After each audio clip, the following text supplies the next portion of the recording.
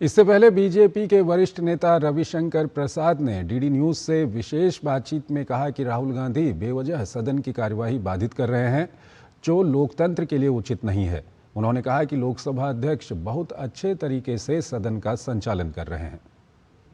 पूर्व केंद्रीय मंत्री और पटना साहिब से सांसद बीजेपी के वरिष्ठ नेता रविशंकर प्रसाद हमारे साथ हैं। सर, बजट पर चर्चा शुरू नहीं हुई, राष्ट्रपति के अभिभाषण पर चर्चा शुरू हुई, पूरी नहीं हुई, प्रधानमंत्री जवाब नहीं दिए। कैसे देखते हैं विपक्ष के इस आचरण को? डेमोक्रेसी में उचित है? बड़ी पीड़ा होती है। संसद का ये सत्र बहुत महत्वपूर्ण होता है।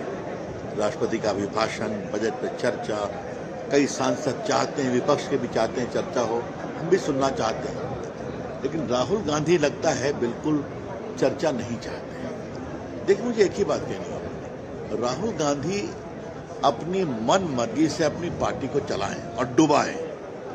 आज भी जिला परिषद के चुनाव के नतीजा है ना महाराष्ट्र में, जी सफाया हो गया ना उनका, लेकिन संसद नियमों से चलेगा, परंपराओं से चलेगा। इसलिए कोई किताब निकली नहीं निकली, उसका सोर्स क्या है, ऑथेंटिकेट नहीं है, तो इस तरह के बेबुनियाद और अनऑथेंटिकेटेड चीजों को उठाना और उस पर संसद पर फिर डिरेल करना, ये क्या है?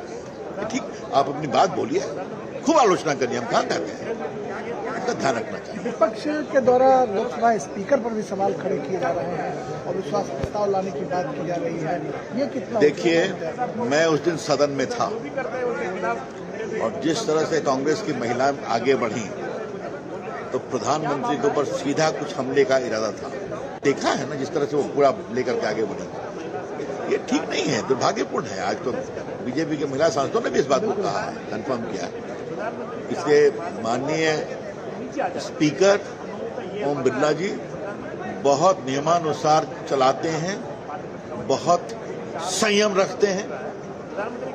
जितनी बार हम लोग बैठे बैठे उब जाते हैं, वो नहीं उबते हैं। अपनी बात कहिए और उनके बारे में ये बोलना तो बहुत दुर्भाग्यपूर्ण है, इसकी हम भर्त्सना करते हैं। शुक्रिया केंद्रीय मंत्री रविशंकर प्रसाद, जिनका साफ तौर पर यह कहना है कि स्पीकर बहुत ही पेशेंस रखते हैं सदन को चलाने में और उनके खिलाफ इस तरह की बातें करना हम उसकी भर्त्सना करते हैं, निंदा करते हैं।